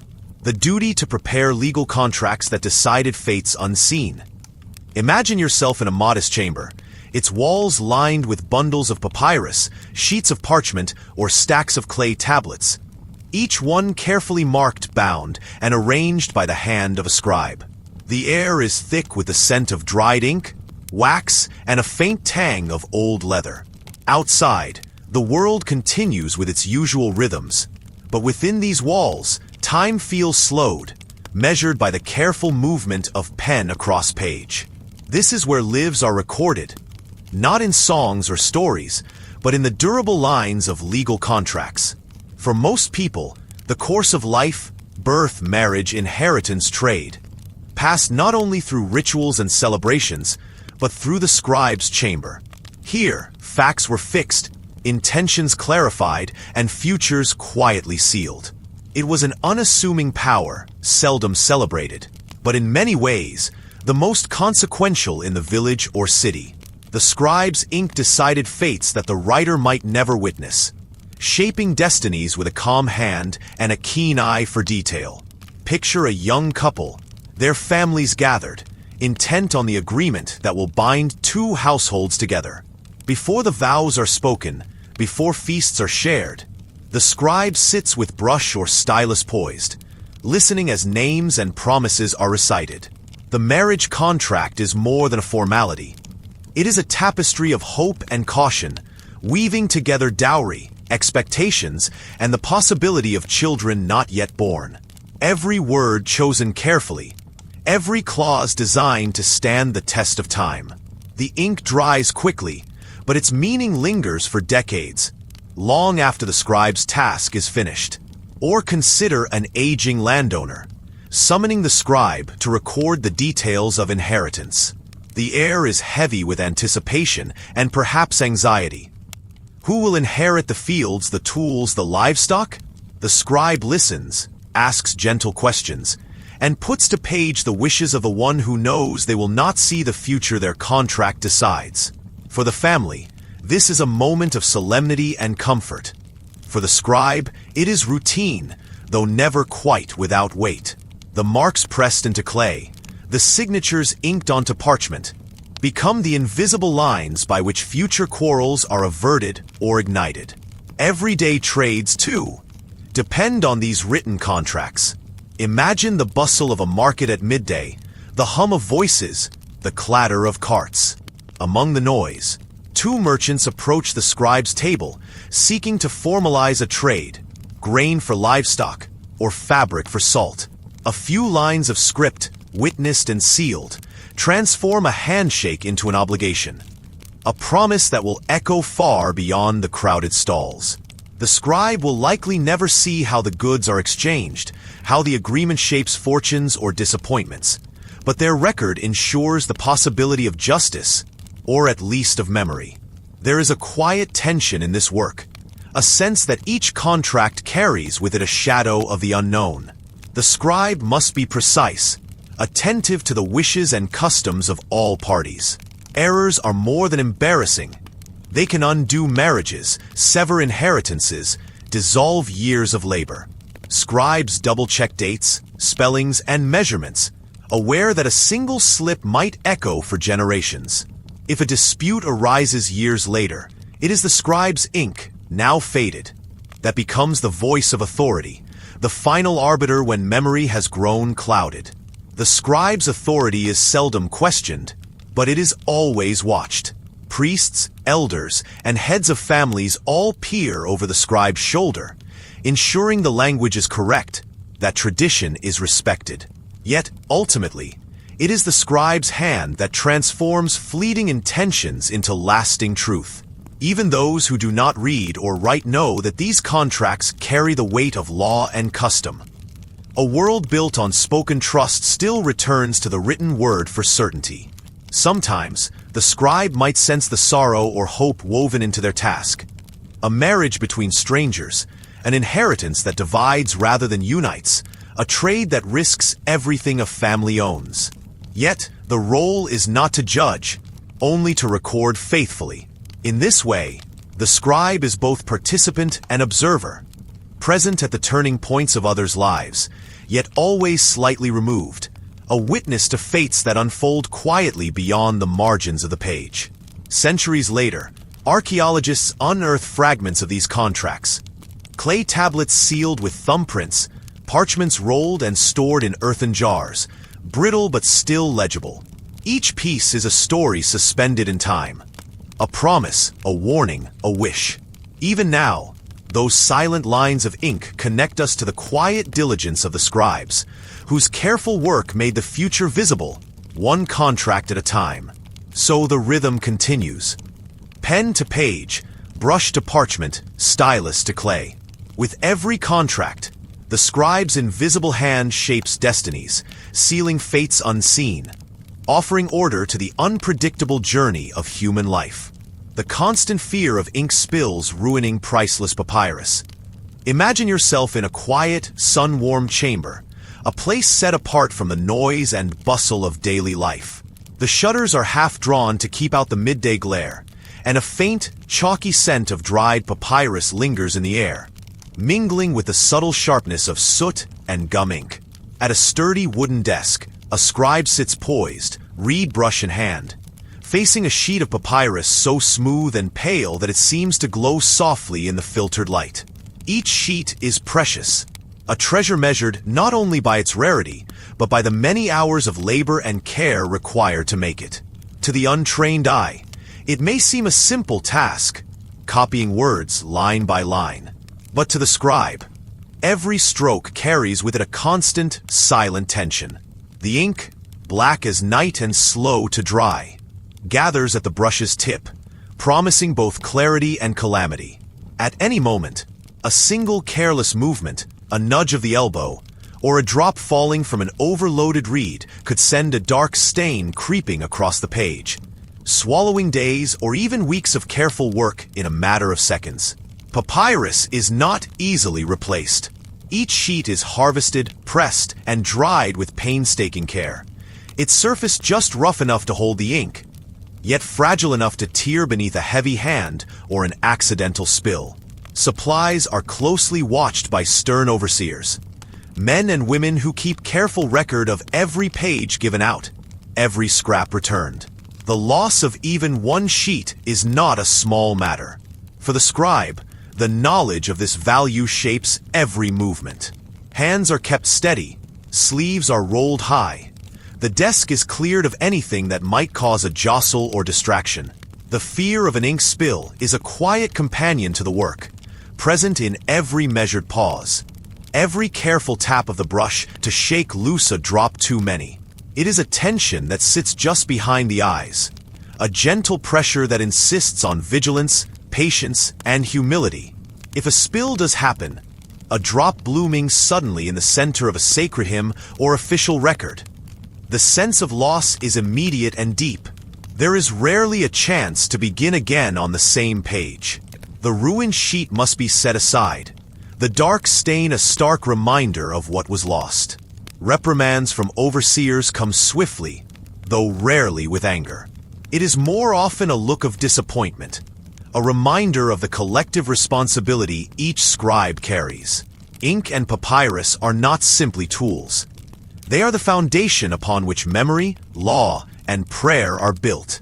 Each wasted page is a small injury to the fragile continuity of history itself. In response, scribes develop rituals of caution. The ink pot is set in a shallow depression to prevent tipping. Hands are wiped before every new page, and the brush is tested on scraps before touching precious papyrus. Some scribes even whisper a quiet word of luck before beginning, a hope that the day's work will pass unspoiled. These habits become part of the rhythm of the craft, as natural as the slow passage of the sun across the sky. Yet, even in this constant vigilance, the scribe finds a kind of calm. The tension sharpens focus, encourages a slow and steady pace. There is a quiet satisfaction in finishing a page unblemished, in stacking completed sheets with edges perfectly aligned, each one a testament not only to skill but to care.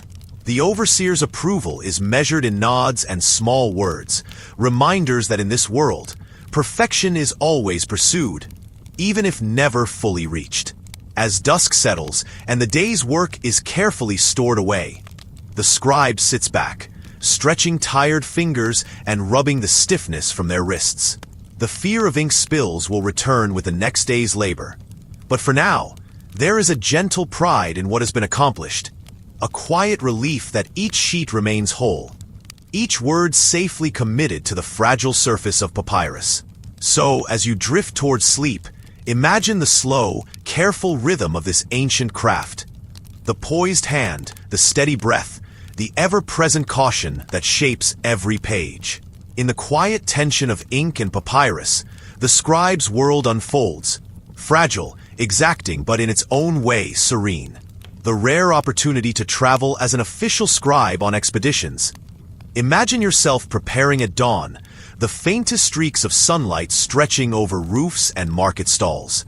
In a world where most people live and die within sight of their village, the prospect of travel is both exhilarating and quietly daunting. Now and then, the call comes, not to the warrior or the merchant, but to the scribe, whose skills with ink and tally marks are as valuable as any sword or coin. To be chosen as an official scribe on an expedition, whether to a distant quarry or far-off trading port, is a rare and recognized honor. The journey begins before the caravan ever sets out. In the days leading up to departure, you carefully prepare your tools. Bundles of sharpened reeds, pouches of ink, wax tablets, and small folded scrolls. The night before, you may walk through your home in darkness, memorizing the shapes of sleeping children, the gentle curve of your partner's shoulder. Departure always comes too early, with a last embrace in the chilly courtyard and the quiet certainty that months may pass before you return. As the expedition moves out, carts creaking under their loads, animals shuffling, traders and laborers whispering, the scribe's place is clear. You walk near the overseer, eyes alert for anything out of place. Your task is to record in unhurried detail the daily flow of goods, the arrival of new hands, the loss of supplies, the disputes settled quietly at dusk. Each morning, you unroll your scroll, cataloging every sack of grain, every chisel and rope, every piece of stone or bales of spice taken on or left behind.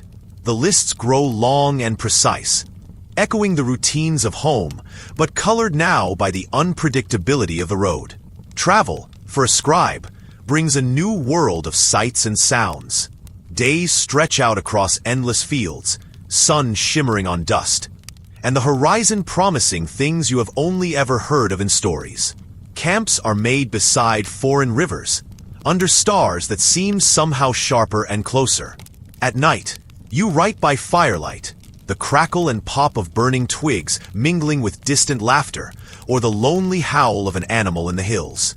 It is a privilege to see so much, to meet new people, to record not just goods but the small dramas and discoveries of each day.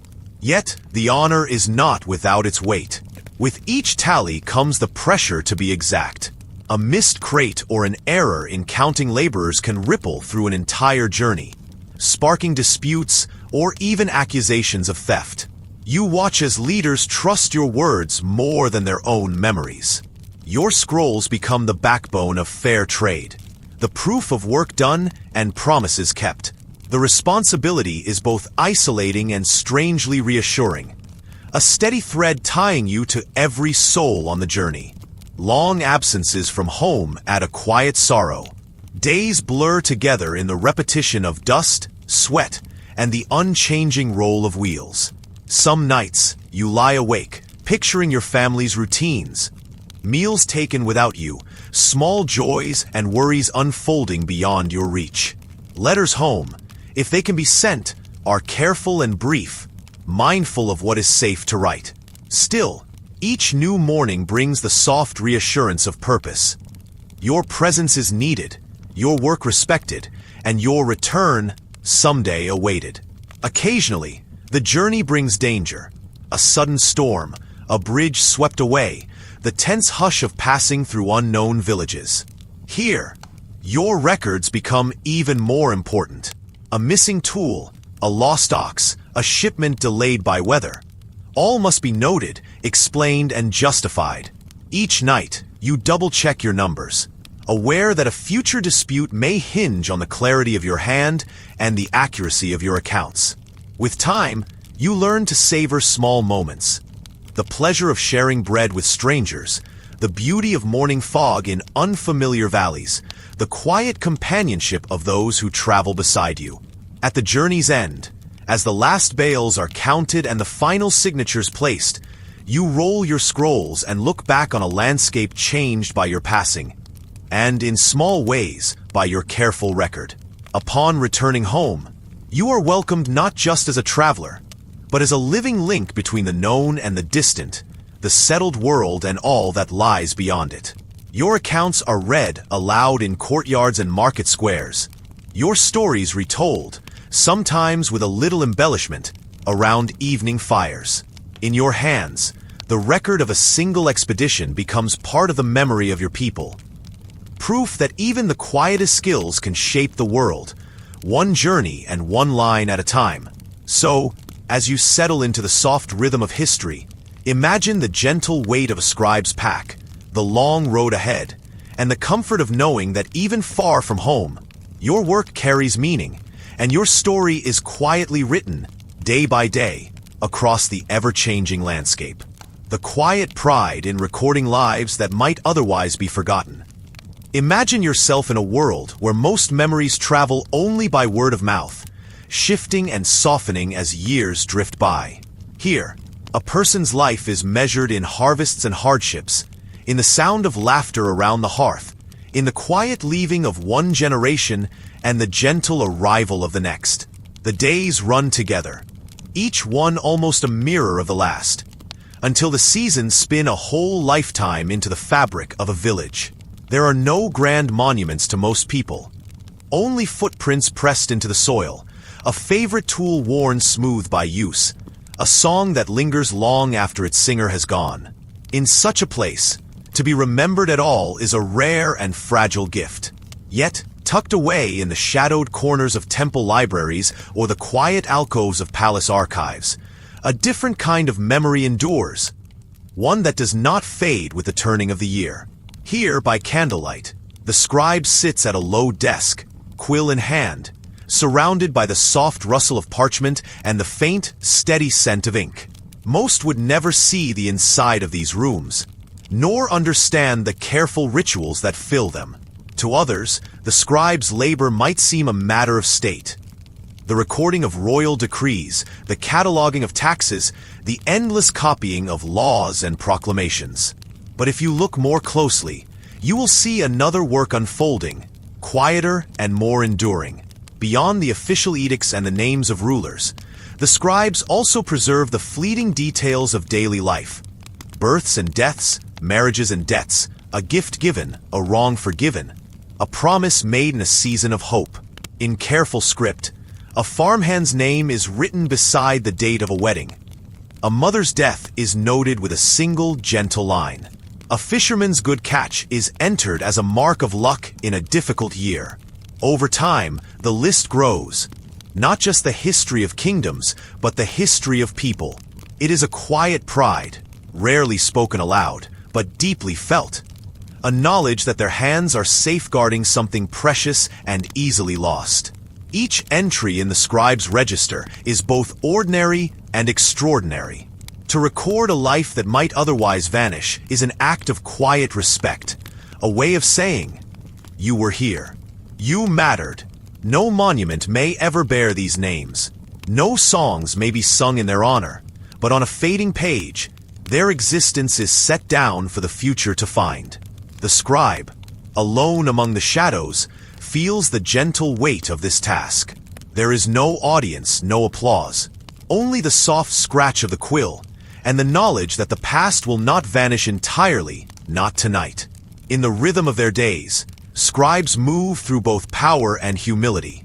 They shape the memories of rulers and nations, but they also give shape to the stories of those who would otherwise be forgotten. A midwife's kindness, a carpenter's long labor, the friendship of neighbors. The scribe's pride is not loud or boastful. It is the pride of careful stewardship, of honoring the lives that slip quietly through the world, leaving traces only in the memories of a few. There are moments of comfort, too, in the act of writing itself. As dusk falls and the world outside the archive quiets, the scribe's lamp glows warm on the desk. In this gentle light, even the smallest name is treated with care. There is a kind of companionship in these records, a sense of participation in the great tapestry of life that binds together the noble and the humble, the remembered and the nearly lost. Villagers may never see these books or know that their names are written within. Still, in times of trouble or celebration, a scribe may be called to find a birth date, a marriage promise, a debt repaid. In that moment, the past is made present, and a life that might have faded is remembered, if only for a while. This, too, is part of the scribe's quiet satisfaction, a sense of connection to people whose stories would otherwise drift away on the wind. The work is unheralded. its value seldom acknowledged openly. Yet, without the scribe's careful hand, so much would be lost. Whole villages reduced to rumor, the dignity of labor erased by time. By recording the lives of ordinary people, scribes give memory a shelter, a place to rest when the world changes too quickly. In this way, they wield a humble power, a steady presence in the long twilight between forgetting and remembrance. As the night deepens and the last page is set aside, the scribe may pause for a moment, listening to the quiet. The lamp's glow flickers, and outside, life continues as always. Unrecorded, unremarked, yet meaningful in ways only the scribe will ever truly understand. In the rhythm of their lives, this quiet pride endures, a testament to the power of gentle attention, and to the hope that, somewhere in the future, a stranger may read a line and know, for a moment, that no one is ever truly lost. The ritual burning of drafts to prevent misuse of knowledge. Imagine yourself stepping into a scriptorium after dusk. The day's work is over. The steady rhythm of reed and quill has faded into quiet, and a hush has settled over rows of empty benches. The scent of ink lingers faintly in the air, mingling with the sharper notes of parchment, melted wax, and, on certain nights, the unmistakable aroma of smoke. Tonight, the scribes have gathered for a task both ordinary and solemn. The ritual burning of drafts, scrolls that will never reach the library shelves, never be seen by a patron or a priest, their words destined only for the flames. Daily life immersion, the life cycle of a scroll. The rhythm of the scribe's days is marked by repetition and patience. Each new scroll begins as a draft, a space for first attempts and uncertain hands. Scribes work through ink smudges, misspelled words, misaligned columns, and sometimes wandering thoughts that lose their way among the lines. The draft is a place of effort, correction, and quiet frustration, a rehearsal for the final, perfect copy. As the work week ends, piles of marked-up papyrus or parchment accumulate in corners of the scriptorium. Some drafts are little more than sketches of a text, others nearly indistinguishable from the finished version. Yet all share a single fate. They are incomplete, flawed, or deemed unworthy to enter the official record.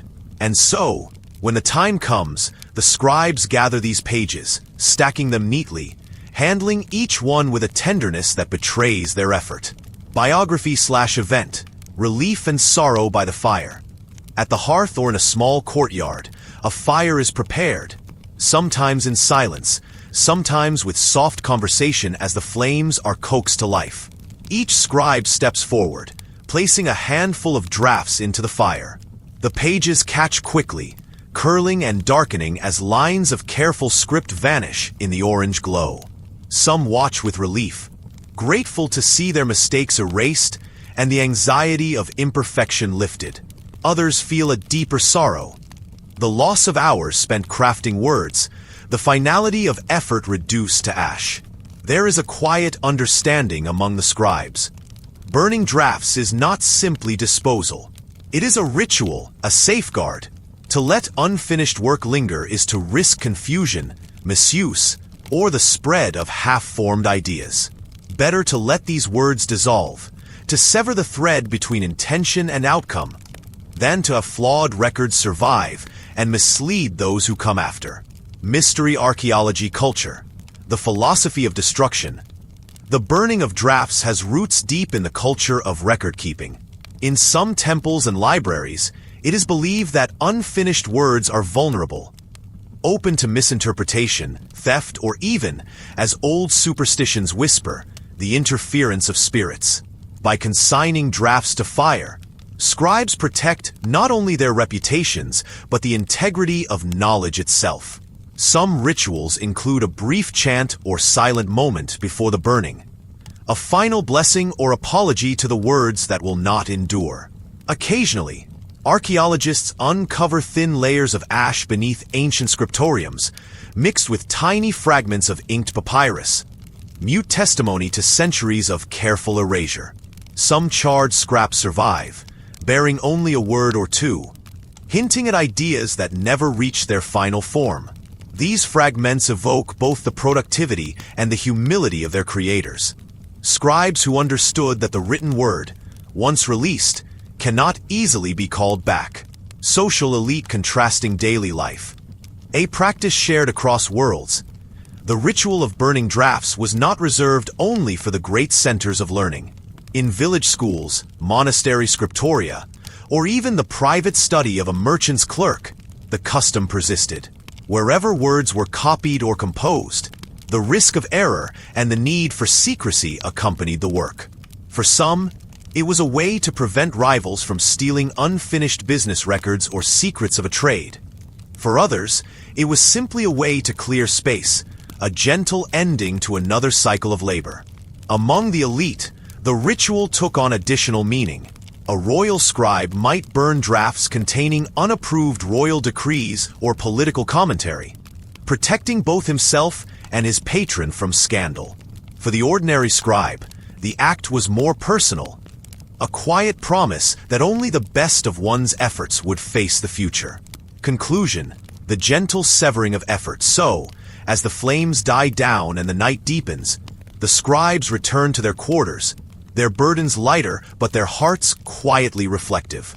The ritual burning of drafts marks not just the end of a task, but the acceptance of impermanence. Words, so carefully chosen and arranged, are sometimes meant only for the moment, to be learned from, let go, and forgotten. In this calm destruction lies a gentle lesson, that all creation is a balance of making and unmaking, that every final work is built upon countless silent failures and private beginnings. The fire is both a comfort and a farewell, a silent witness to the humility and hope woven through every act of writing. Let this gentle cycle of effort and release settle around you as you drift towards sleep. The words that matter endure, but the quiet ritual of letting go is its own kind of wisdom, softly illuminating the shadows of the past. The lifelong expectation that a scribe never show weakness. Imagine a small room tucked away from the dust and commotion of the world outside, its single window catching the quietest light of afternoon. The air within is faintly scented with ink, wax, and a memory of old parchment. Here, a scribe bends over his work. His posture is measured, his movements precise, his focus unwavering. In societies that depended on the written word, the scribe's calling was not only a craft, but a lifelong performance of discipline, a role defined by expectation as much as by skill. From the first day of apprenticeship, the standard was set. A scribe must never display uncertainty, distraction, or fatigue. To falter, even slightly, was to risk more than a single error. It was to cast doubt on the reliability of every word that followed. This expectation, gentle but unyielding, became a rhythm as constant as breath. The scribe's work was a thread woven through the life of the community, binding generations through contracts, stories, prayers, and decrees. You can picture a young scribe at his desk, copying lines by the glow of an oil lamp, the weight of his instructor's gaze on his shoulder. He learns early to steady his hand, to check each word twice, to sit for long hours without complaint. Mistakes are corrected in silence. Praise is quiet, but the rare slip brings a colder stillness, a lesson without words. The scribe is not only learning to write, he is learning to become an emblem of calm, unshakable precision. As the years pass, this discipline shapes every part of the scribe's daily life. He wakes early, mindful of rituals that sharpen the mind and clear the senses. Meals are taken lightly to avoid heaviness or distraction. There is a rhythm of repetition, brush to ink, ink to page, a steady flow unmarred by hurry or carelessness. Through seasons of hardship or celebration, the scribe's demeanor is unchanged. Villagers and officials alike trust this quiet, composed figure to carry their histories, their agreements, their hopes for the future. Even as time leaves its marks, sight softening, hands stiffening, the scribe is expected to remain an island of certainty. Glasses might be quietly adopted, but never discussed. Tremors in the hand are trained away with extra hours of patient practice. When lines begin to blur on the page, the scribe moves his lamp closer, refusing to admit struggle. To confess weakness would be to admit a flaw in the chain of memory that keeps the community secure. There is a gentle dignity in this silence, though it is not without cost. Some scribes, as old age crept in, began to work more slowly, taking extra care that their composure never slipped. Others quietly mentored apprentices, passing along duties gradually, so the transition would appear seamless to those outside the scribe's circle. In every case, the public image was preserved. The scribe as serene, precise, untroubled, a living standard against which others measured themselves. Those closest to the scribe, family members, perhaps an apprentice, might notice the moments of quiet struggle, a pause as the scribe flexes aching fingers, or the way he tilts the page to catch the light. But these moments remain behind closed doors. In the presence of others, the scribe maintains the illusion of unbroken mastery, responding to each request with the same measured calm as in youth. This expectation was not just about personal pride. The reliability of records, the sanctity of contracts, the continuity of tradition, all depended on the belief that the scribe was above the failings of ordinary life. If a single document was in doubt, then every contract and lineage it touched became suspect. The faith of a community in the written word was, in many ways, a faith in the scribe himself. Occasionally, a scribe might quietly withdraw from public duties, citing a need for more time spent on scholarly pursuits, or devoting himself to teaching rather than direct record-keeping. But the transition was always managed with care, never admitting to the decline that was obvious to those who looked closely. The new scribe would appear already trained to the same standard, ready to continue the unbroken chain of competence and composure. In the written record, this discipline leaves few visible marks. Scribes seldom sign their names. Their identity lay in the flawless regularity of their script, the unwavering clarity of their lines. Only rarely does a historian find a tremor in a letter, a line that wavers, or a marginal note that betrays fatigue. These are the soft echoes of effort, the gentle hints of a life spent holding steady against the slow pull of age and time. The expectation of unwavering composure became, in its own way, a kind of comfort to the community. Through turmoil, loss, or joy, the scribe remained unchanged, a reminder that some things could be relied upon, even as the world shifted. In the silent discipline of the scribe, the village found a subtle assurance, a sense that order could be maintained so long as someone, somewhere, kept their hands steady. As night settles outside the scribe's window, the work continues, slow, methodical, undisturbed.